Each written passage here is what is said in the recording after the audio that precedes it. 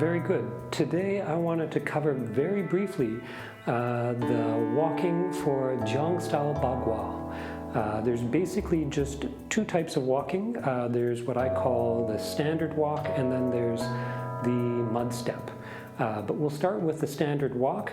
Deceptively simple. I'll show you walking in a straight line even though it's done in a circle. But we set our weight down and the walk is simply that, right? Walking through. It just looks like normal walking. I'm doing it in a back and forth in a straight line, partly because of the setup here, but it makes it easier for you to see what's going on. Of course, when you're doing the actual training, you're walking in a circle, which means that the walking is continuous and you never have to stop and turn around. You can keep practicing the same thing over and over again. So this is the advantage of the walking in a circle and one of the ideas behind it, until you get to a point where you do a change and then you're walking in the other direction. And again, you can practice and train the walking in a continuous manner.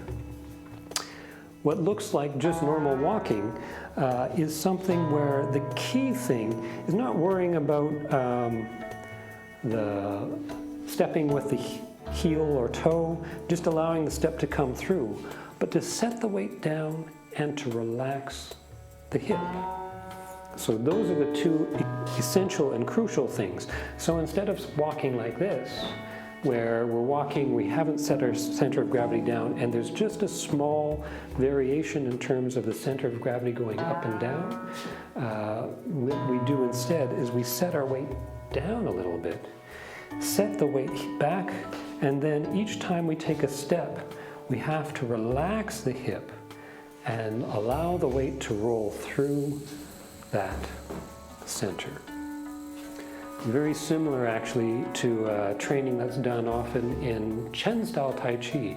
Once went to a workshop with Chen Zhanglei, and the exercise in a large gymnasium was to get everyone walking, curiously enough, in a circle, large circle, and he'd start with just having us walk.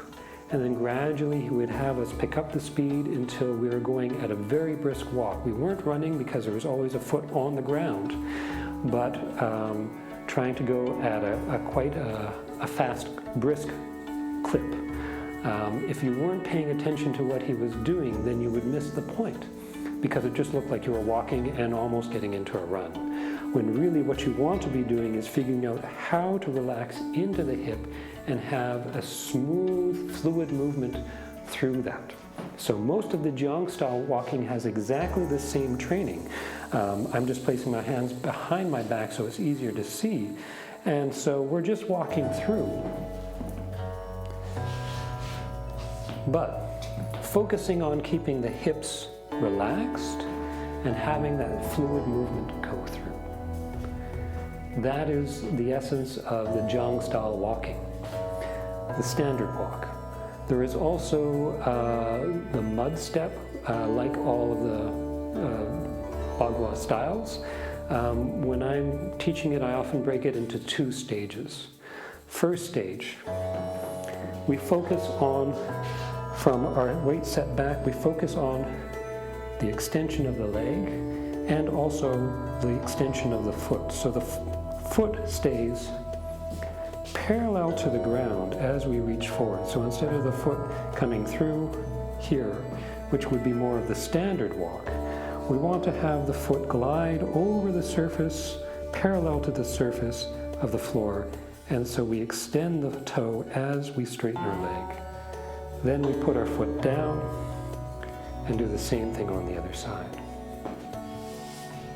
Right, so the motion is one, still keeping that relaxed hip. Extend, extend, extend, extend. Straightening the leg. This can be preparation for a kick,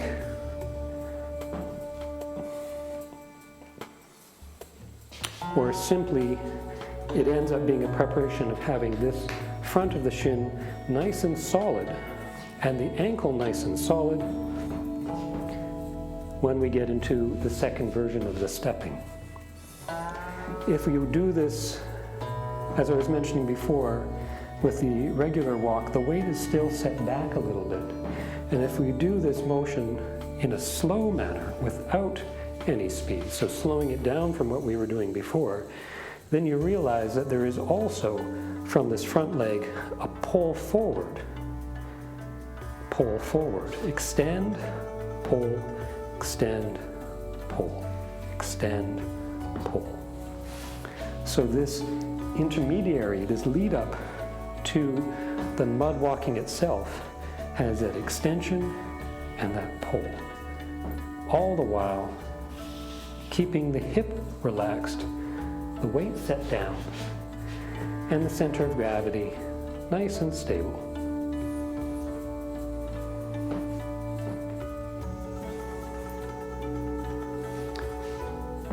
From there, it's only a small adjustment to get into the mud step. Called mud step because it's as if you're wading through the mud.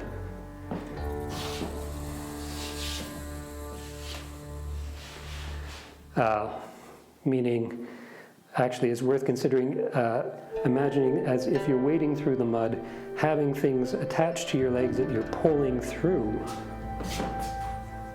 the mud. So the feet stay the same. What we're adding is a push from the back leg. So, set the weight down, relax the hip, point and extend the foot, straighten the knee. From here, the leg that you're standing on, we push and then pull on the other foot. Extend, push, and as soon as that foot lands, pull onto the other leg. Extend, slide, extend, slide, extend, slide. To help keep the movements clear, after you come onto that front foot, it's good to get into a habit of bringing the other foot to the ankle and then extend. This helps with the ankle stability, ankle strength, balance, and keeping the different phases of the step concise. Extend, extend. And one more time, both forward and off to one side and back.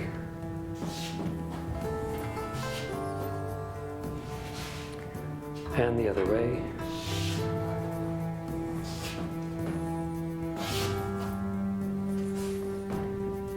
Three phases. One, relax the hip, keep the weight back. Just do a standard walk coming through.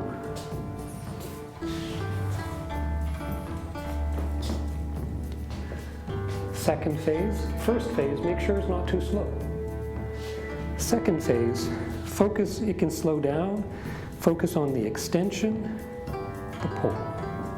Extension, pull, extension, pull, extension, pull. It's as if kicking the door jamb.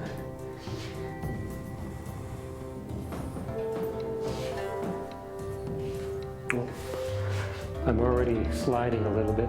I can't wait to get to the third version, which of course is the full mud step.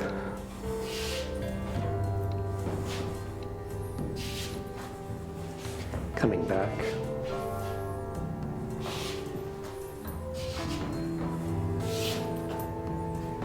Very good. I can suggest at the beginning that you do it in a straightforward version without worrying about the circle. Just to get the timing and the coordination, there's a lot of adjustments that need to happen in terms of leg strength, body frame, how it's held, so that you get used to that and relaxing the hip. Often people find that it's hard at the beginning to maintain a consistent circle, consistent distance of the circle, and so they focus on that, and that takes their attention away from the core of the drill. So one option is to do a linear motion of the walk until that starts to become, starts to get ingrained. And then from there, the transfer into a circle walk is a little bit easier. So this is a training method that you can consider. Of course, the other reason for me showing it this way is just so that it's easier for you to see what's happening as I do the walk. I hope this information is useful. Thank you very much.